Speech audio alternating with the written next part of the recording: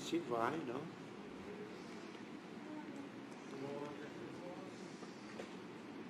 Irmãos, o Senhor traz avante para lermos juntos a palavra no livro de Jó.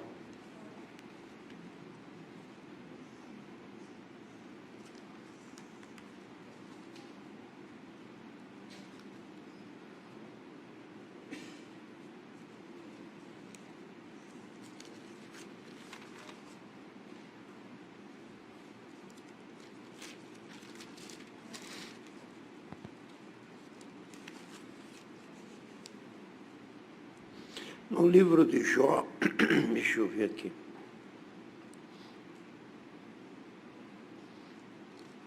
É no capítulo 1 de Jó.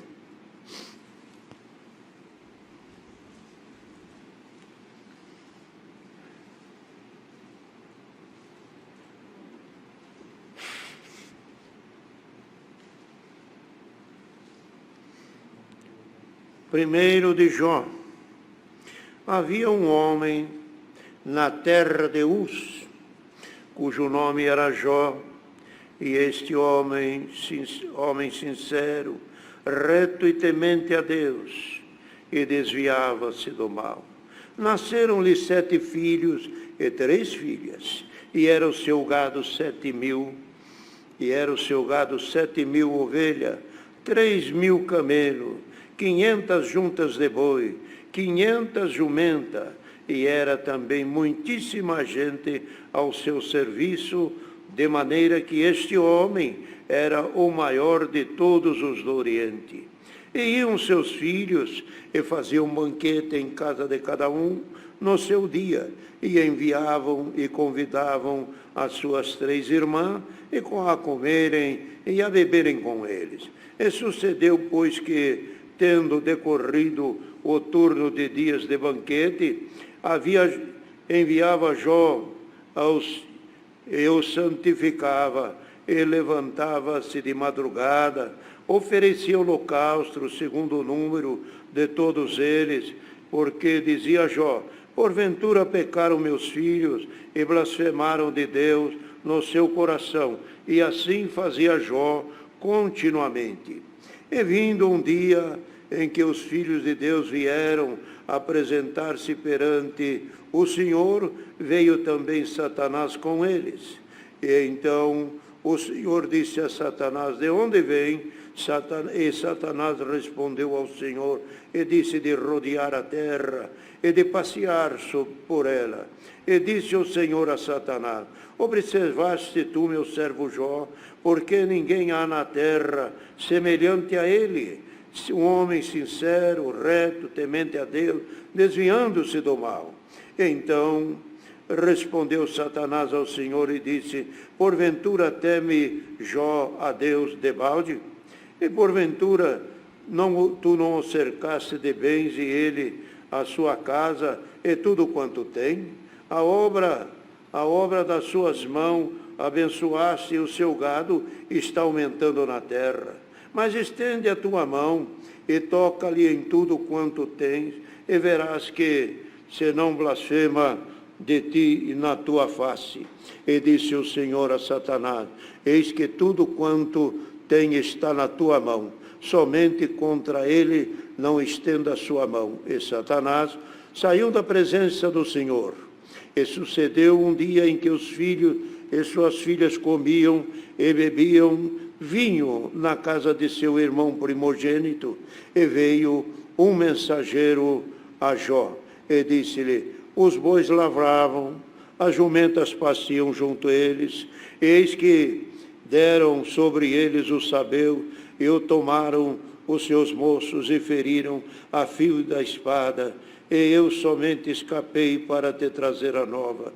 Estando este ainda falando, veio outro e disse: fogo do céu caiu, fogo de Deus caiu do céu e queimou as ovelhas e os moços e os consumiu, e só escapei eu a te trazer a nova.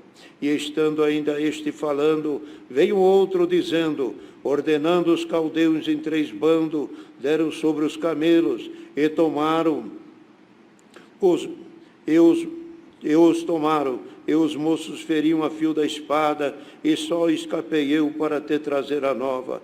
Estando ainda este falando, veio outro e disse, estando os teus filhos e tuas filhas comendo e bebendo vinho na casa do seu irmão primogênito, eis que um grande vento sobreveio da além do deserto e deu nos 4 cantos da casa, a qual caiu sobre os mancebos e morreram. E só eu escapei para te trazer a nova. Então Jó se levantou e rasgou o seu manto, e rapou a sua cabeça, e lançou-se em terra, e o adorou. E disse, não saí do ventre da minha mãe, e não tornarei para lá. O Senhor deu, o Senhor o tomou, bendito seja o Senhor.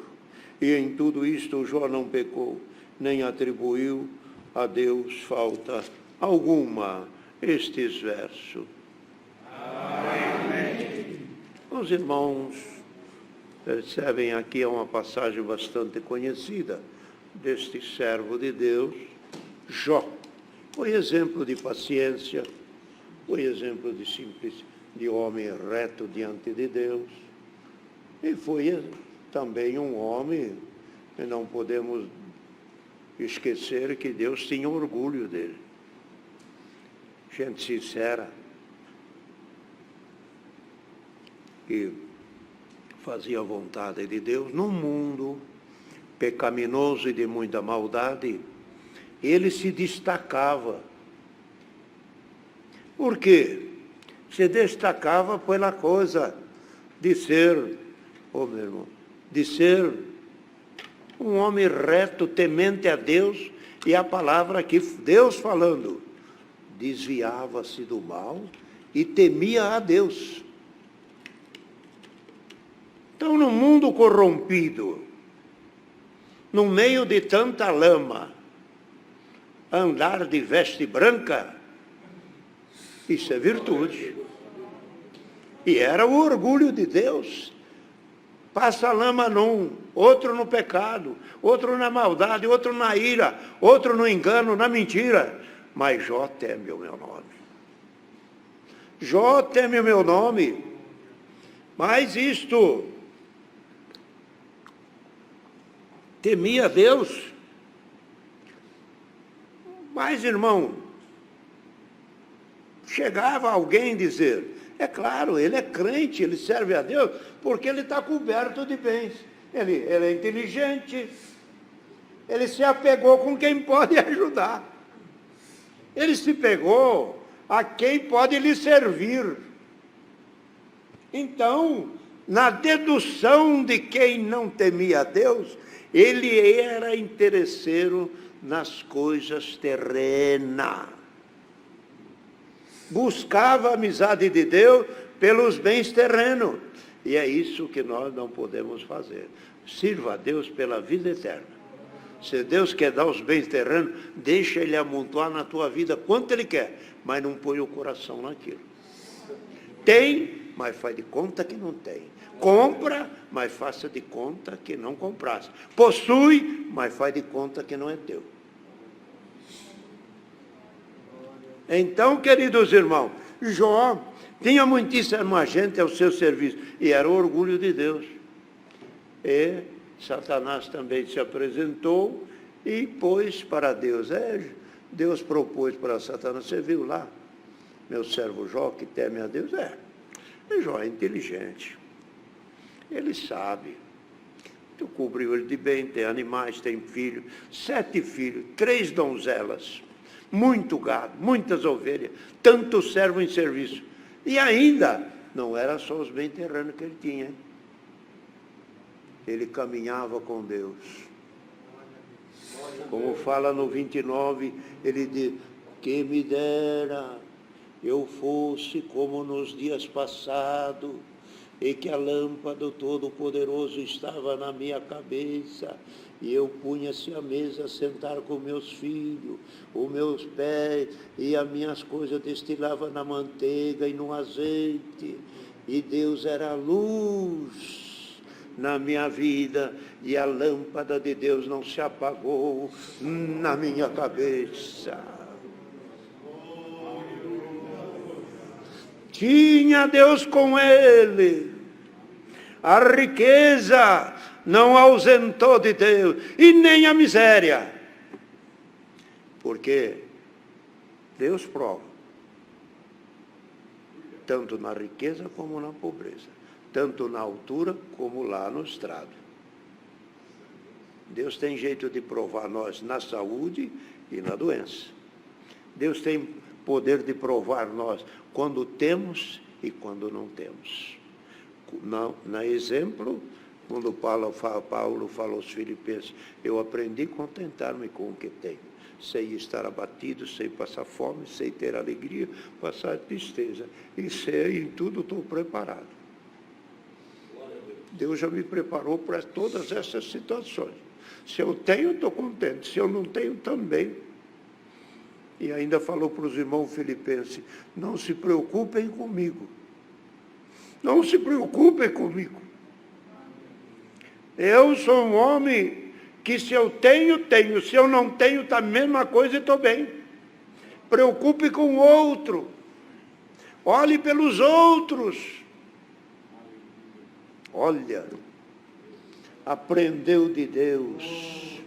Que Deus nos ensine, irmão, a viver na glória e a viver na desonra.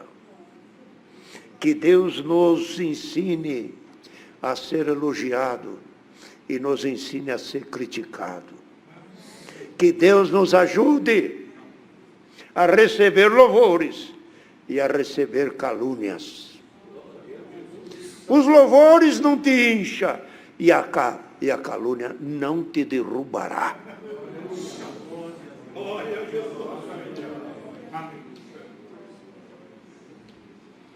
Jó, então, irmão, foi provado por quê? Se ele fosse um relapso e não ligasse para nada, não atendia ninguém, não ajudava o pobre, não ajudava a viúva, e ninguém dependia dele, e era um homem largado, e não ora, e não pede, e não faz holocausto pedindo perdão e misericórdia pelos seus filhos, ele não era tido como temente. Então Deus não tinha nada que falar dele, ele não era orgulho de Deus, mas como ele era orgulho de Deus, Deus disse, lá você faz tudo que você quer com quem quer, mas esse aqui você não põe a mão. Ele é minha referência, ele anda de veste limpa no meio da lama, ele fala a verdade no meio da mentira. Ele anda em fialdade com a sua família no meio do pecado, não se corrompe com adultério, não se corrompe com oferta, o coração dele é dar, é servir. Você viu isso? Que tapa! Satanás revoltou e disse, tira o que ele tem. Vai tirar então, vai. O coração dele não está aí, Deus conhecia ele. Ei, como é bom ser conhecido. Irmão, você é conhecido. Que teve alguém que Satanás pediu. Satanás pediu para o Senhor. E o Senhor disse a Pedro, Pedro, vou te contar uma coisa. Satanás te pediu para te cirandar como trigo. Mas eu pedi ao Pai. Intercedi ao Pai por ti, para que a tua fé não desfaleça. Querendo dizer com isso, Jó eu soltei, mas se eu soltar você, você peca.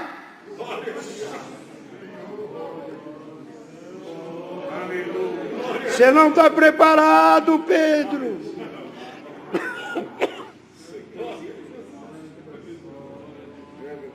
Como Deus conhece. Até falou para Pedro, como Deus conhecia Pedro, eu não nego o teu nome de jeito nenhum. Hoje, antes da meia-noite, você está me negando. O galo canta, você já me negou. Sabia quem era Pedro, como sabe quem é Jó. E como sabia quem era Jó. Esse teme o meu nome. Ah, meu Deus, como é gostoso. Como é feliz essa palavra. Que alegria Deus traz nesta palavra para alguém que está servindo de exemplo. Está servindo de exemplo. E a palavra traz: se o justo recuar, minha alma não tem prazer nele. O irmão se considera justo, se considera fiel, se considera temente, não recue, porque Deus está pondo o irmão em prova. Não provando das tuas má obras, provando a tua fidelidade para mostrar para algum que está criticando, para algum que quer a tua derrota, para alguém que só vem para apontar o dedo. Glória ao nome santo do Senhor. Porque, queridos irmãos, as coisas de Deus é maravilhosa. Deus prova um dando riqueza, ou estando na riqueza. Outro ele prova na pobreza. Um ele prova nos elogios, outro ele prova nas críticas. Este aqui foi provado na riqueza. Na riqueza. Paulo já foi provado na pobreza. Um tem e o outro não tem. Um é, outro não é. Porque ele é, ele sofre. E o outro é e sofre. E o outro não é e sofre também. Como que é isso? Você tem entendimento, sofre. E o outro que não tem, também sofre. Um é saudável, sofre. O outro que está com doença também sofre. Ele prova um em cima, outro embaixo e diz: eu tenho o Senhor, pela sua palavra, diz. Ele tem medida de todo jeito para provar todos nós. Pois ele sonda os nossos rins e os nossos pensamentos. Nada é encoberto diante dele. Felicidade, irmã. Felicidade, irmão. Seja feliz por examinar a consciência agora e se achar que o irmão é temente. E ainda o irmão diz, a irmã diz: mas eu estou provado, mas eu sou fiel. Irmão, esta coisa é engraçada, viu? Os irmãos vão ouvir hoje aqui uma coisa boa. Deus prova o fiel. Deus não prova o ruim.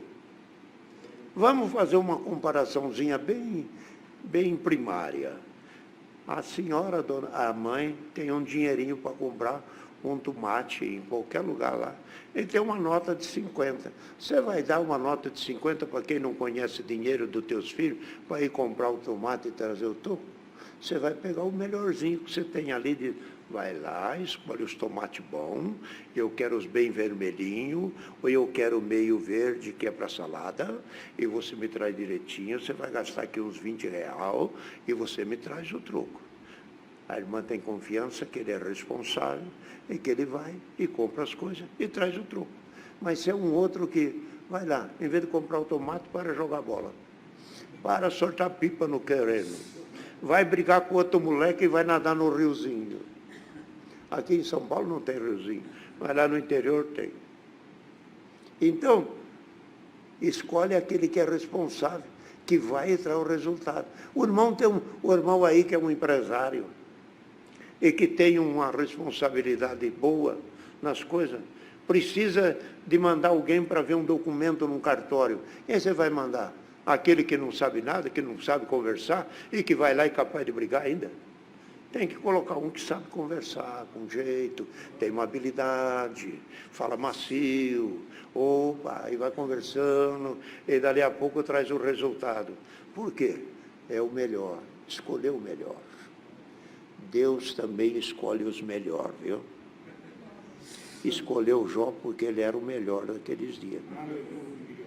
Como escolheu também, como escolheu Abraão para ser o patriarca, como escolheu Jacó, como escolheu Isaac, como escolheu Davi, como escolheu José. Por que José foi vendido? jogado na cova? Porque ele era o melhor da família dele. Se fosse Judá, Judá seria, que até o nome já ajudava. Judá, judeu. Estava encaixado o Joãozinho. Mas não foi o nome. Foi José, diferente. Bendito o nome santo do Senhor. Por quê? Deus escolhe os melhores. E nesta tarde o Senhor manda esta palavra. O Senhor escolhe nesta obra os melhores. Escolhe o melhor também na tua casa. Espere o melhor na tua família. Às vezes o irmão é o que mais sofre pela tua família. Mas saiba disso, que o Senhor está mandando este conselho. Porque Deus te pôs como exemplo entre a família. José foi provado porque ele era bom. José foi provado porque era bom. Paulo foi provado por quê? Ele diz, nada eu tenho que me gloriar, a não ser no meu sofrimento, nas aflições, nas cadeias, nas prisões, e nas chibatadas, e toda a atrocidade que me jogaram em cima de mim. Por que pôs ele? Porque ele era versátil. Aonde ele caía, ele falava. Aonde ele estava, ele anunciava. Algum ficou escondido, alguém se escondeu, mas ele era a linha de frente. Bendito o nome santo do Senhor.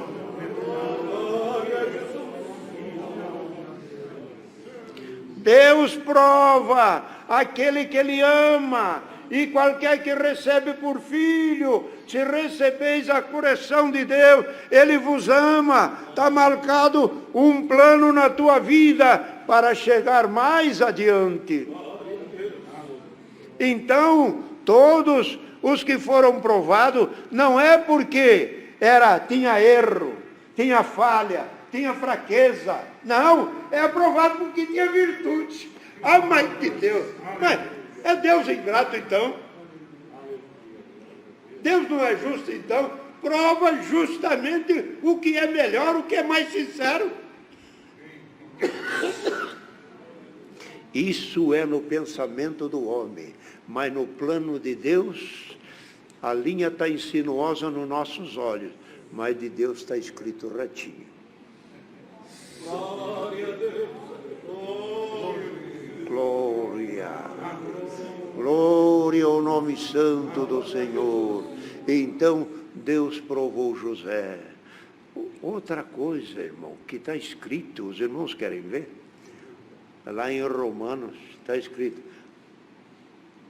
quem intentará acusação contra nós? E depois vem avante.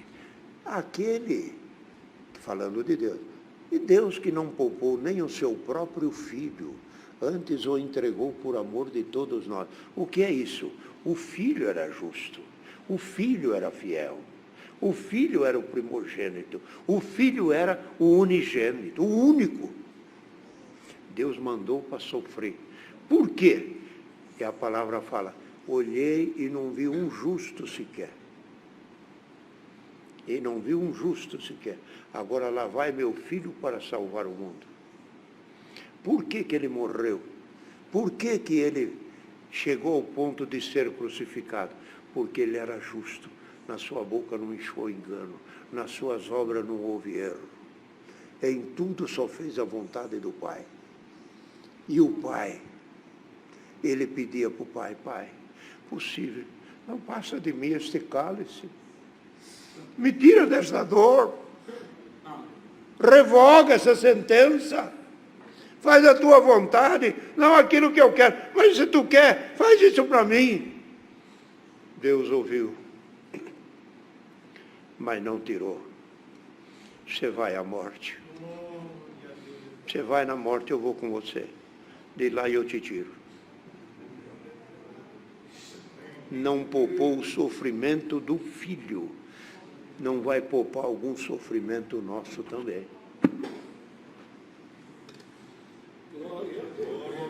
Vocês creem nesta palavra, servos de Deus? Servo de Deus! Ouça essa palavra. É Deus pondo este conselho para todos nós. Irmã, mãe, quanta carga você leva. Pai, quanto peso você arrasta. não tem importância. Vai. Depende de você a salvação da tua casa. Depende da irmã a firmeza da tua casa. Não volta para trás. Se a irmã der uma manquejada, a família larga. Tem algum buscando oportunidade, mas não vai achar. A palavra hoje fala, estou provando.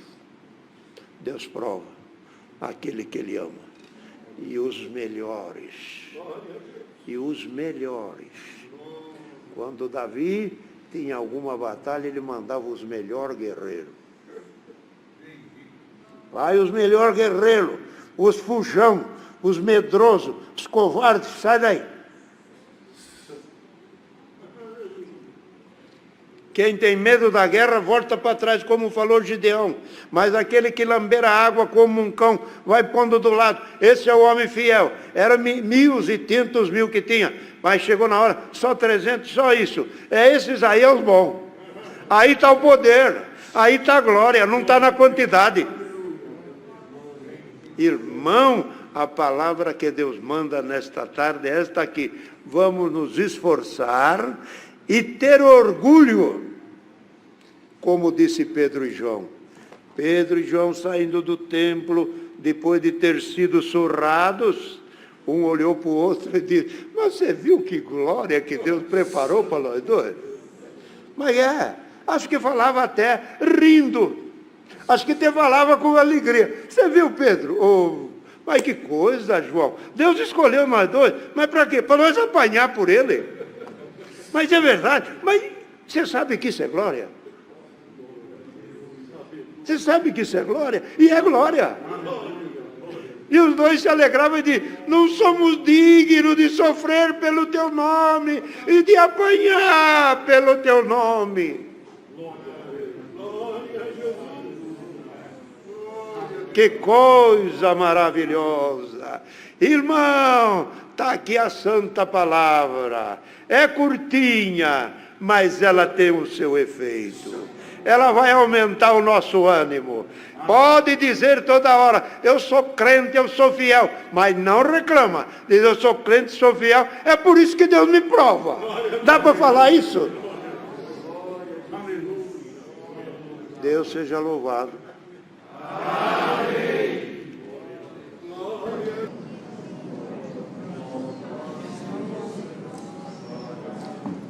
Passamos a leitura, irmãos, onde o Senhor tem nos trazido adiante, na epístola do apóstolo Paulo aos Coríntios, localizando o capítulo, já falo para os irmãos.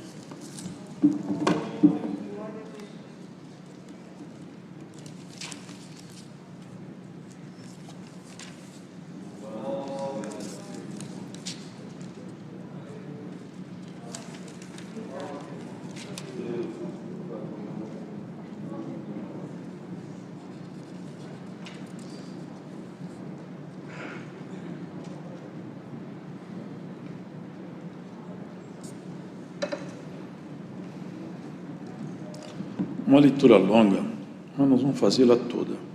15 da primeira epístola do apóstolo Paulo aos Coríntios.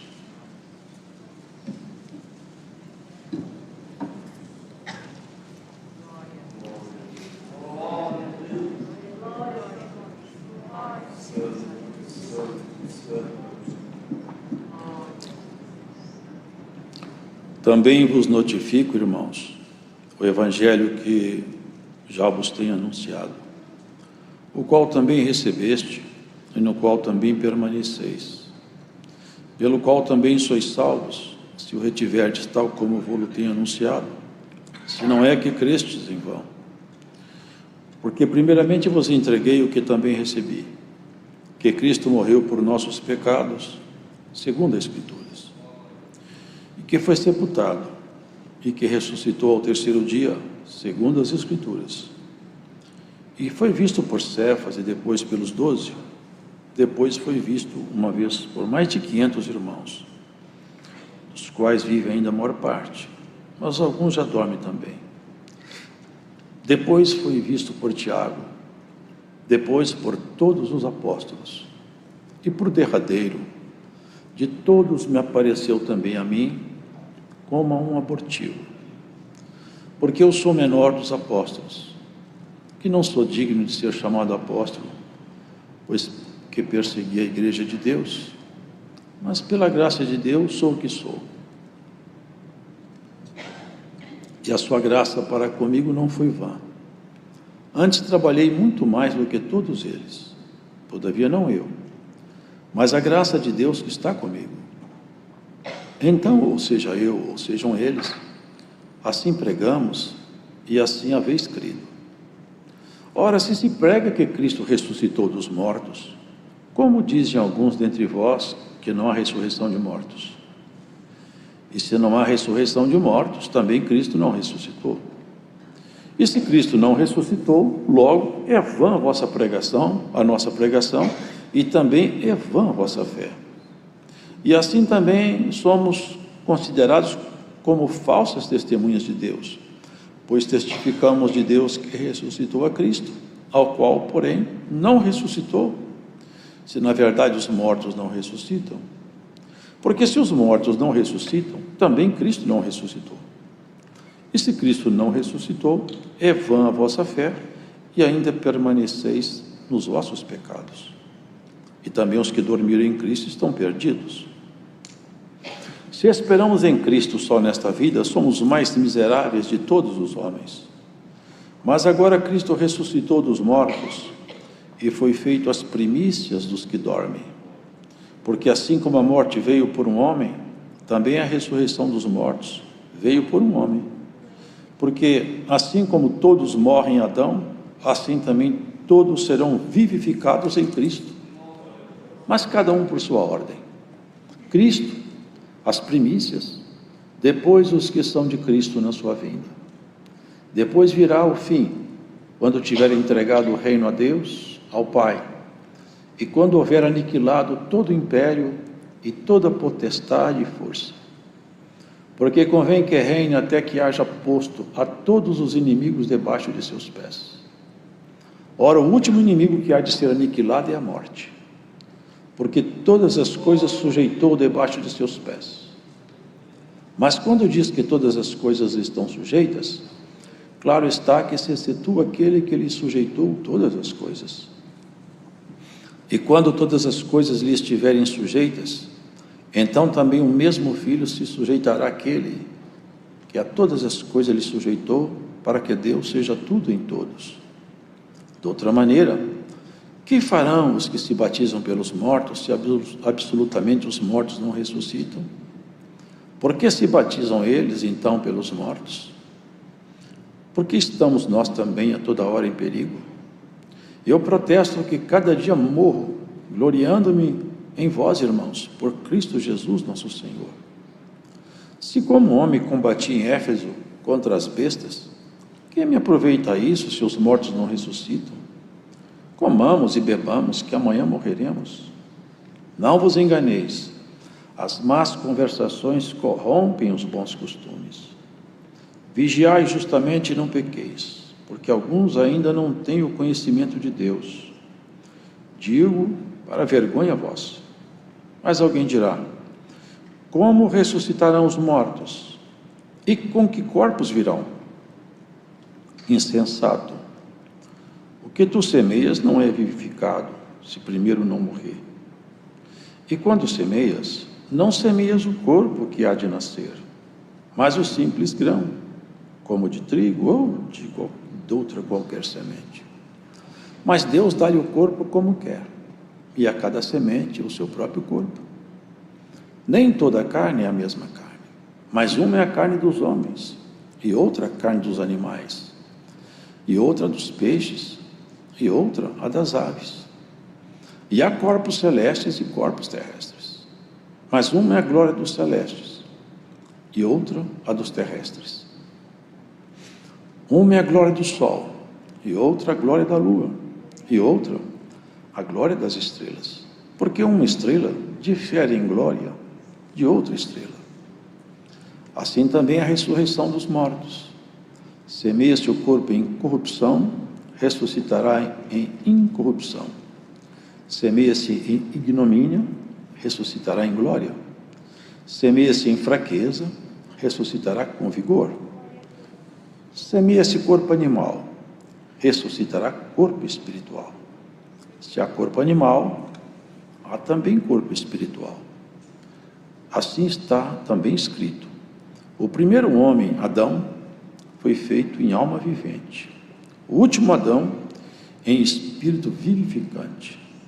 Mas não é primeiro o espiritual, senão o animal, depois o espiritual. O primeiro homem da terra é terreno. O segundo homem, o Senhor, é do céu. Qual o terreno, tais são também os terrenos. E qual o celestial, tais também os celestiais. E assim como trouxemos a imagem do terreno, assim traremos também a imagem do celestial. E agora digo isto, irmãos, que a carne e o sangue não podem herdar o reino de Deus, nem a corrupção herda a incorrupção. Eis aqui vos digo um mistério. Na verdade, nem todos dormiremos, mas todos seremos transformados, num momento, num abrir e fechar de olhos, ante a última trombeta, porque a trombeta soará, e os mortos ressuscitarão incorruptíveis, e nós seremos transformados. Porque convém que isto que é corruptível se revista da incorruptibilidade, e isto que é mortal se revista da imortalidade. E quando isto que é corruptível se revestir da incorruptibilidade, isto que é mortal se revestir da imortalidade, então cumprir-se-á a palavra que está escrita: tracada foi a morte na vitória. Onde está, ó morte, o teu aguilhão? Onde está, ó inferno, a tua vitória? Ora, o aguilhão da morte é o pecado, e a força do pecado é a lei. Mas graças a Deus que nos dá a vitória por nosso Senhor Jesus Cristo. Porque, meus amados irmãos, sede firmes e constantes, sempre abundantes na obra do Senhor, sabendo que o vosso trabalho não é vão no Senhor. Amém.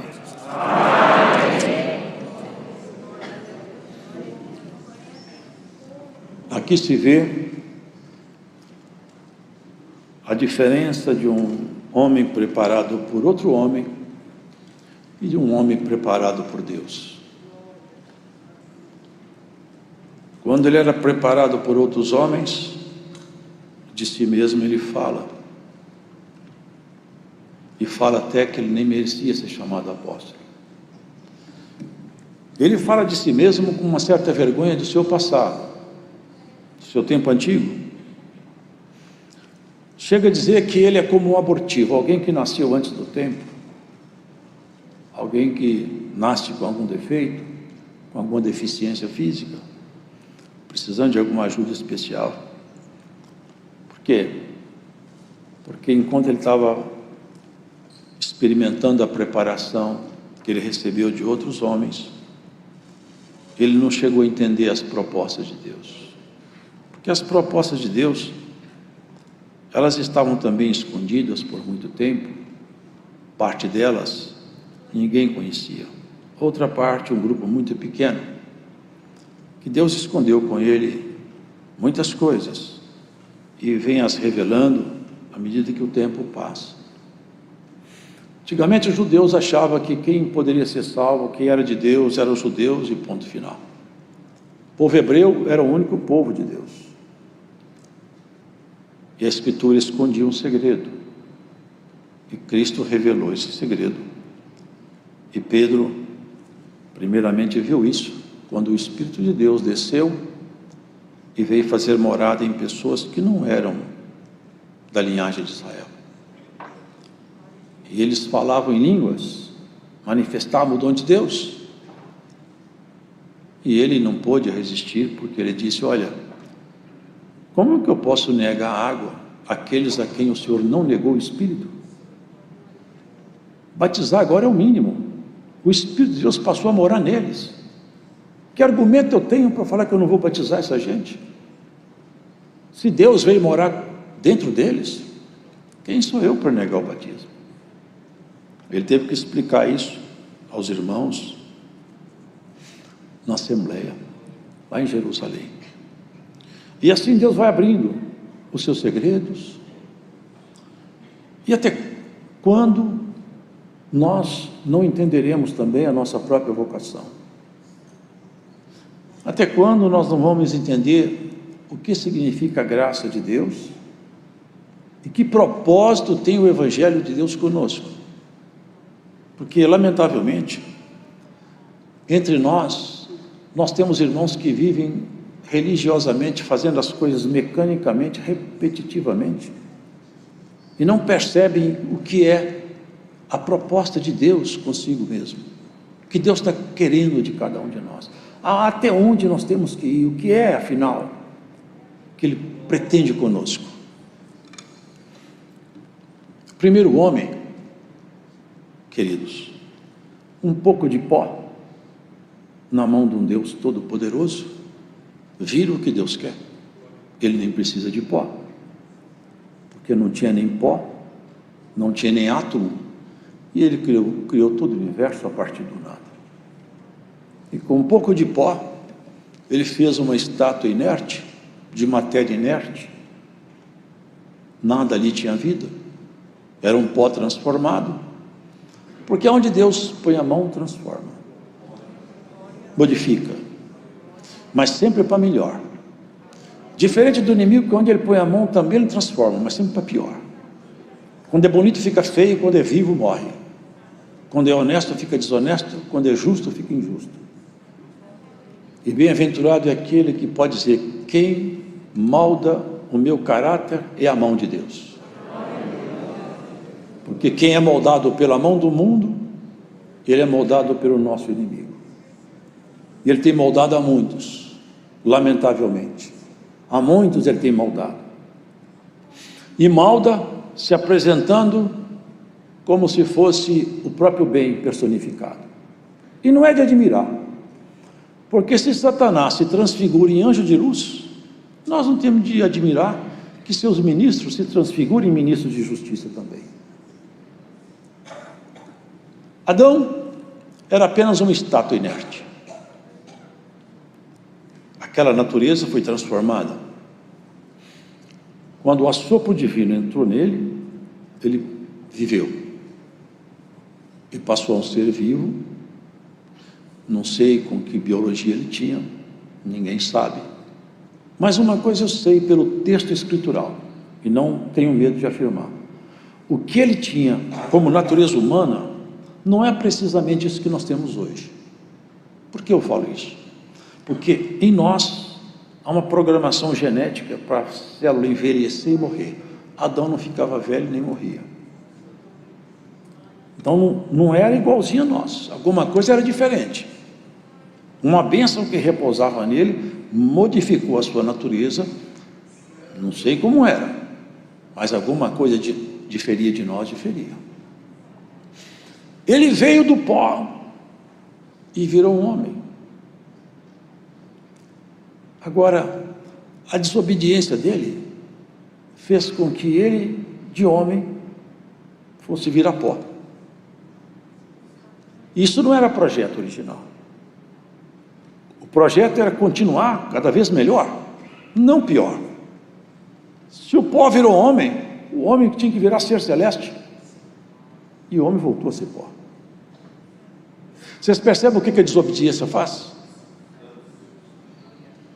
Muitos repetem hoje: Deus é Pai, Deus não vai pôr ninguém no inferno. Deus não põe mesmo, não.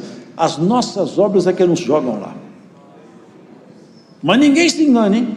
O inferno não está vazio e não ficará vazio. E quem não andar com Deus, ele está com o inimigo. Porque ele falou: quem comigo não ajunta espalha, e quem não é por mim é contra mim. Ninguém bata no peito e fala: Deus não vai pôr ninguém no inferno. Esse discurso, essa filosofia, porque isso é uma retórica de filosofia, tem levado muitos. Já levou Adão lá atrás. Uma boa retórica, um argumento filosófico muito bom, virou pó. Por isso que Jesus é chamado o segundo Adão. Ele precisava de morrer. subir na cruz em nosso lugar. Porque não sei se os irmãos sabem, a cruz é simbologia de maldição. O símbolo da cruz é maldição. Está escrito assim: maldito aquele que for pendurado no madeiro. Subir na cruz é ser maldito. Por nossa causa isso aconteceu. Então a natureza humana de Jesus, ela foi ali na cruz tomar a nossa maldição. Ele morreu. Mas tem um detalhe: não virou pó. Não voltou ao pó. Vocês já perceberam isso? Não virou pó. Ele entrou na morte, mas a morte não entrou nele. Glória ao Santo nosso Senhor. 3 dias, o corpo inerte, e a decomposição não pôde tocar naquele corpo. Havia uma profecia: não permitirá que o seu santo veja a corrupção, nem que sua alma permaneça no Hades. Ali ele entrou, e dali ele saiu. Aquele corpo que pagou o nosso pecado, mas nunca pecou, era um templo santo. Ele tinha profetizado: derriba esse templo, em 3 dias eu construo ele outra vez. Glórias ao Senhor, porque a autoridade absoluta está com ele. Se fazendo frágil por nossa causa, ele é todo poderoso.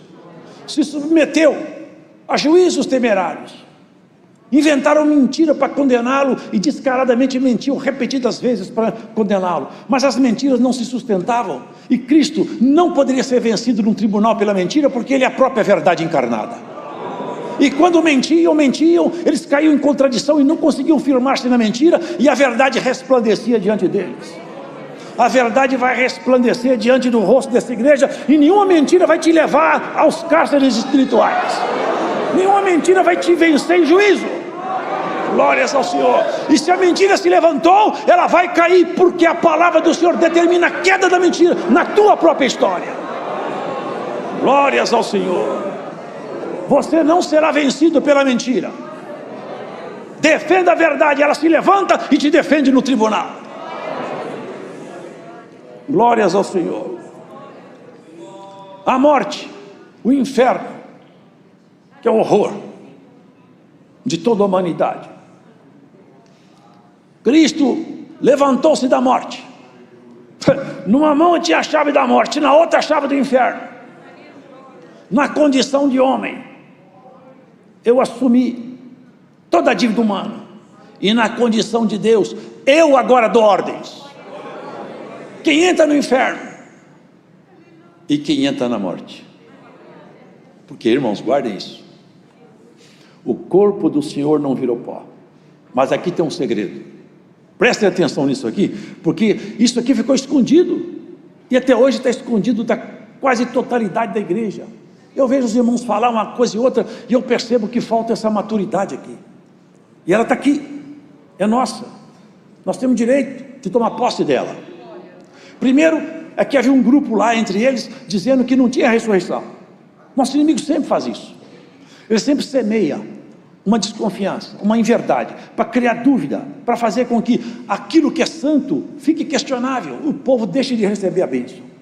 Paulo, ele entrou afiadamente em cima desse assunto. Vocês estão dizendo que não tem ressurreição? Vocês podem parar de acreditar em Cristo, vocês estão perdendo tempo. Se não tem ressurreição, Cristo também não ressuscitou. E se Ele não ressuscitou, vocês também não vão ressuscitar, não. Vocês estão tudo perdidos. E quem morreu também está perdido. E nós somos mentirosos, porque eu estou pregando um Cristo que ressuscitou, e de fato não ressuscitou. Ele pegou o argumento dos seus contradizentes e entrou com a verdade da palavra. Cristo ressuscitou.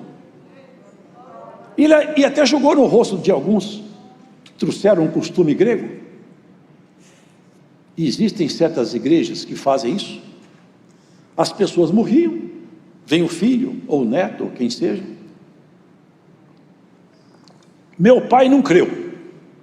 No caso era a crença deles. Meu pai não creu em Deus, mas eu creio. Me batiza que eu vou ser batizado em nome do meu pai, que no meu batismo eu aperfeiçoo ele que já morreu. Paulo falou assim: vocês batizam até pelos mortos, E vocês não acreditam em ressurreição? Para que vocês estão batizando pelos mortos, então? Pode parar com isso aí. Não que esse batismo não tenha fundamento, que não tem, mas ele estava mostrando isso. Vocês usam de certas estratégias, certos artifícios religiosos, e vêm cá combater a verdade do Evangelho. Olha, ele fala, Cristo ressuscitou, e olha, apareceu para Cefas, apareceu para 500 irmãos de uma vez só, apareceu para os 12, até Tiago, que não cria nele, que era irmão carnal de Jesus, meio irmão, porque filho da mesma mãe, embora que Jesus não tivesse pai carnal, mas a mãe era a mesma, e Maria teve filhos, e a Bíblia enumera os filhos e até nomeia. E Tiago era um dos filhos de Jesus que não creu em Jesus enquanto o Senhor esteve aqui em carne, mas depois ele creu. Ele apresentou-se a ele também. Eu sou o menor de todos, portanto eu não estou colocando aqui o conhecimento meu para me projetar diante de vocês. Eu sou o menor de todos, eu não sou digno nem de ser chamado apóstolo, mas como ele era um homem da verdade, ele falou assim, mas tem uma coisa, embora que eu não seja nem digno, e eu, para falar a verdade, eu sou até como um abortivo, mas também não tem ninguém que trabalhou igual eu, trabalhei mais do que todos eles. Agora também não fui eu não, é que a graça de Deus entrou dentro de mim com autoridade tal, e eu não retive o poder de Deus em mim. Na medida que Deus manifestava em mim, eu falava, vou para a esquerda, para a direita, eu pego a espada, eu não saio da guerra, eu não corro da batalha. Eu enfrentei as bestas em Éfeso, aonde o Senhor me manda eu seguro a espada e não corro da guerra. Glórias ao Senhor. E você corre da guerra, irmão? Você corre, irmão, da guerra? Você larga a ovelha e vai embora, deixa o lobo pegar a ovelha? Glórias ao Senhor, irmãos. Olha, aqui ele começa a entrar então na profundidade dessa palavra que eu acho maravilhosa demais. Todos morrem em Adão, o primeiro, mas todos passam a viver no segundo Adão. Aí ele vai falar sobre essa questão dessa vida. Olha aqui, ele vai colocar todos os inimigos debaixo dos pés, vai estar colocando, o último inimigo que ele vai colocar debaixo dos pés é a morte. Sabe quando? Já já. Quando, aqui ele vai explicando, olha aqui, ó. Nem todos dormiremos. Quer dizer, não vai todo mundo morrer, não. Mas, no momento, num abrir e fechar de olhos, ante a última trombeta, tem um anjo lá no céu, e ele tem uma trombeta na mão. E ele espera o Senhor falar com ele, posso descer e tocar? Ele espera mais um pouco. Quando este anjo colocar o bucal da trombeta nos lábios e fizer seu sopro, glórias a Deus, irmãos, quem tiver morto vai escutar o som da trombeta, porque na verdade quem está em Deus não morre. Quem tiver vivo vai escutar o som da trombeta. Se você estiver dirigindo, você vai largar o volante. Se estiver cozinhando, você vai largar a panela. Se estiver correndo, você vai parar. Se estiver gemendo, você vai parar de gemer. Você vai falar, a guerra acabou. Tudo acabou agora. Não tem mais conta para pagar. Não tem mais filho drogado. Não estou com marido bêbado. Tudo acabou agora, Senhor. É hora de nós ir para casa. É hora de nós cantar o cântico que nunca, jamais foi cantado. É isso que ele está anunciando, queridos, é isso que ele está anunciando. Eu quero falar para vocês o segredo de Deus, o segredo da criação, o que Deus está projetando conosco. Olha o que ele fala aqui. Alguém fica perguntando, como ressuscitarão os mortos? E eu quero saber que corpos eles terão. Irmão,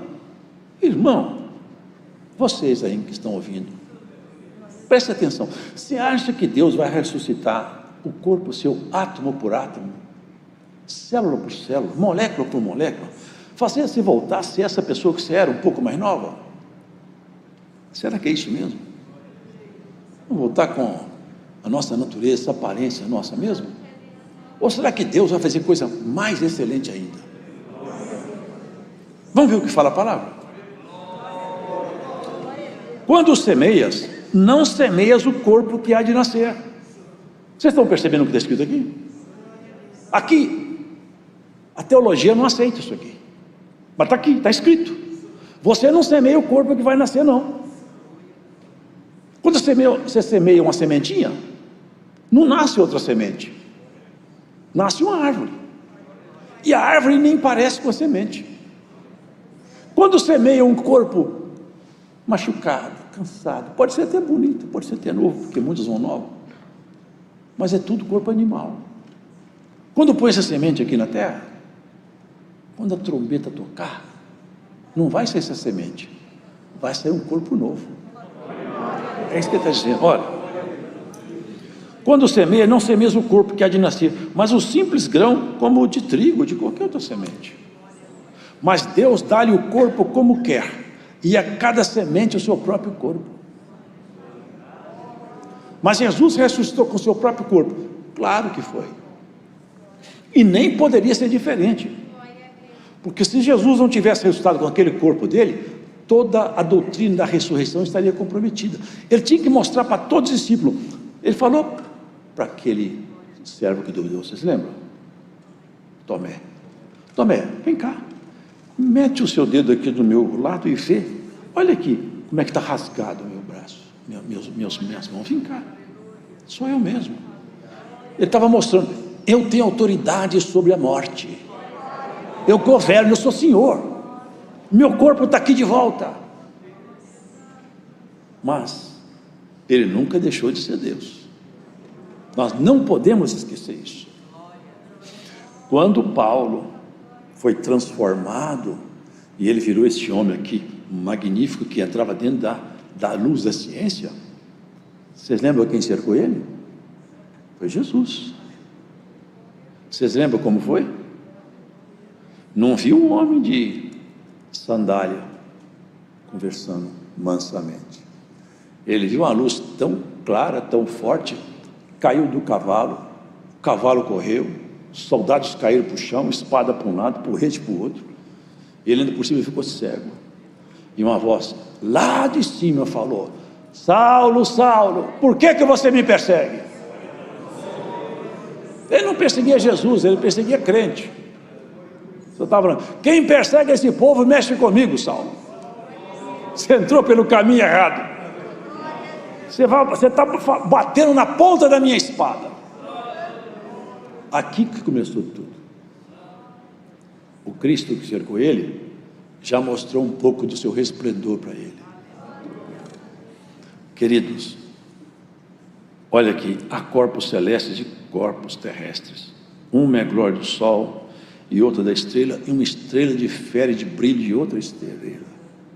Cada um de nós pode considerar isso. Você pode conquistar galardão. Você não conquista a vida eterna, porque você nem eu temos competência para isso. A vida eterna foi conquistada por Jesus, nosso Senhor. Mas galardão você pode. Você pode chegar perto do Senhor carregado de galardão. Paulo fala isso. Numa certa altura ele fala assim: grande será o vosso galardão. Se tem galardão grande, tem pequeno. Um recebeu uma mina, outro 5, outro 10. Depois ainda deu mais porque tinha mais. Tudo que você fizer para se dedicar é galardão que você conquista. Chegar perto do Senhor carregado de galardão. Vocês já leram aquela parte? Oh, bendito de meu Pai, eu tive sede, você me deu água, tive comida, você me deu comida, estava preso, você me visitou. Tudo isso, irmãos, são linguagens espirituais. Semeia-se um corpo em ignomínia, ressuscita em glória. Semeia-se um corpo animal, ressuscitará corpo espiritual. Onde eu posso basear para entender isso melhor? Vou falar para vocês, depois vocês leiam em casa. Um dia muitas vezes fizeram isso com o Senhor Jesus. Criaram para ele um dilema, para ele ficar sem resposta. E o dilema foi esse. Uma certa mulher, mestre, diziam eles hipocritamente: Ela casou-se, mas só que ela morreu e não teve filho. Aí casou o segundo com ela, mas ele morreu. O terceiro, e assim até o sétimo marido, e todos os 7 morreram. Depois, por fim, também a mulher morreu. Agora nós queremos te perguntar uma coisa: lá no céu, essa mulher vai ser esposa de qual dos 7? Vocês erram muito, porque vocês não conhecem nem o poder de Deus, nem as Escrituras.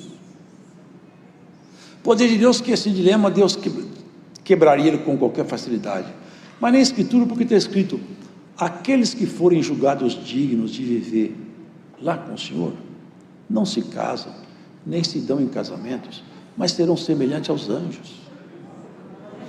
É o corpo espiritual, é a glória de Deus que passará a habitar permanentemente em nós. Nós seremos revestidos da natureza de Deus, estaremos com Ele, com essa natureza dentro de nós.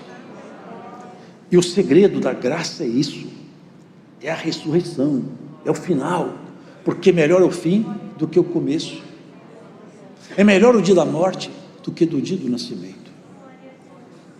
Quando alguém termina a carreira, firme, fiel, ele suspira, acabou, mas ali começou, nunca mais ele pode ser tocado. Aquele lá vai ser recebido, acabou a sua peleja, acabou todo o problema, agora é tempo de paz. Queridos, o Evangelho de Jesus Cristo nos propõe a visão que Paulo fala. Olha como que ele termina: cumprir-se-á a palavra que está escrita, tragada foi a morte na vitória. Tragada, ela foi vencida, a morte foi vencida na vitória, e a vitória é Jesus. Ele venceu a morte, e ele desafia a morte num cântico: onde está a morte, a tua, olha aqui, onde está a morte, o teu aguilhão? Onde está o inferno, a tua vitória? É um desafio. Cadê a morte? Cadê inferno, o poder seus? Porque eu me vejo aqui, conhecedor de Cristo e da graça, que toda a autoridade que o inferno e a morte tinha, já perderam comigo o seu poder, e já perderam com você também, porque tragada foi a morte pela vitória. Ora, o aguilhão da morte é o pecado, e a força do pecado é a lei, porque se não tivesse uma proibição de pecar, todo mundo podia pecar, mas como que está proibido, e o homem peca, então o aguilhão é como se fosse a ponta de uma guia, de uma espada. Mas graças a Deus que nos dá vitória por nosso Senhor Jesus Cristo. Sede abundantes na obra do Senhor, sabendo que o vosso trabalho não é vão. Essa obra é para a eternidade. Essa doutrina é para aqueles que vão viver com Deus. Nada aqui é por um tempo. A proposta de Deus conosco não é uma proposta de religiosos, nem você está formatada para ser um religioso, nem uma religiosa. Você está sendo trabalhada para ter um corpo igual ao do Senhor e morar com Ele aonde Ele mora, e nem aqui também não, porque Ele falou: eu não sou daqui e vocês também não são daqui. E falou mais: na casa do meu pai tem muito lugar, e é para lá que nós vamos. Ele mostrou para João, João viu. Olha que interessante. Ele falou para João assim: João, vem cá que eu vou te mostrar a esposa do Cordeiro. A esposa do Cordeiro é a igreja. E João saiu para olhar. Sabe o que ele viu?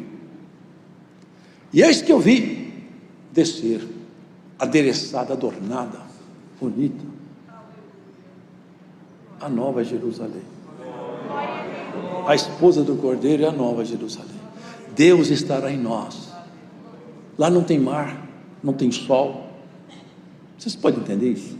Que não é nesse plano. Que não é nesse plano. É lá em cima, é no plano superior mesmo. É lá. É para lá que nós vamos. É para lá que você foi chamada. Não perca tempo com ninharia. Não perca tempo com coisa pequena.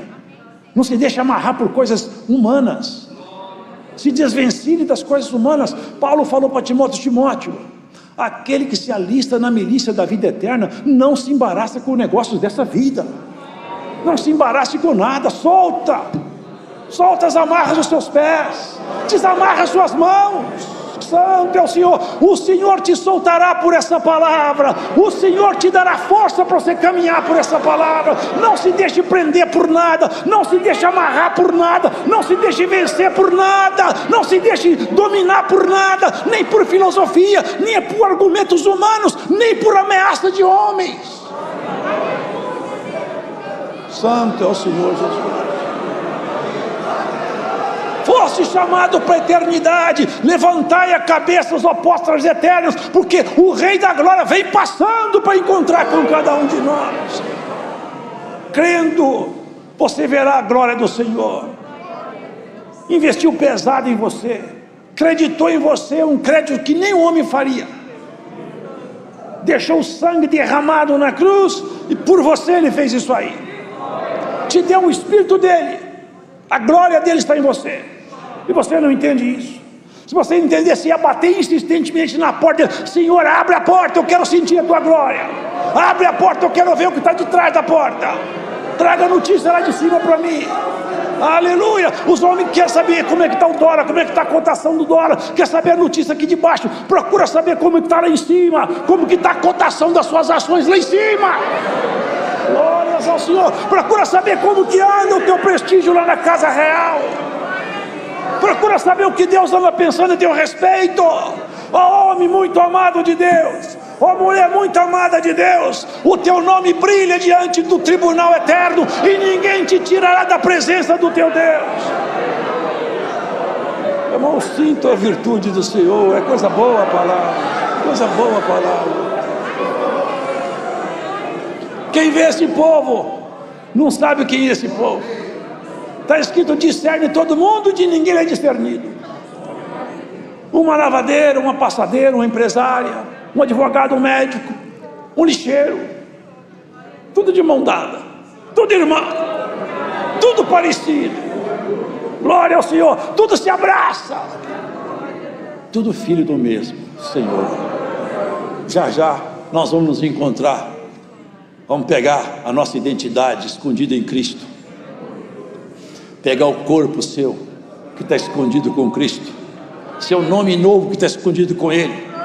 Se você visse, você desmaiava aí. Se você visse quem é que você vai ser, você fala assim: não é possível que eu vou ser tudo isso aí. Vai ser muito mais aí. Aleluia. Na reunião universal, já pensou os querubins reunidos? A alta corte celestial, toda a hierarquia celeste, aqueles seres maravilhosos, irmão, que o inferno, quando olha, abaixa a cabeça e treme. Aqueles seres poderosos. Você entrar junto dos salvos, lá no palácio real, estou te chamando pelo novo nome. Vem bendita minha, vem bendito meu. Entra aqui, porque a mesa está posta e vai começar a festa. Aleluia. E essa festa começa e não acaba mais, e o seu nome nunca mais será arriscado daqui. Morador definitivo, cidadão permanente. A cidadania sua está paga na cruz. Ainda que o seu corpo vire pó, o que vem por aí não é pó reformado, é glória divina. Não é pó modificado, é glória divina, é corpo celestial. Sei lá como vai ser isso, mas vai ser bom. Vai ser bom. E nós vamos encontrar.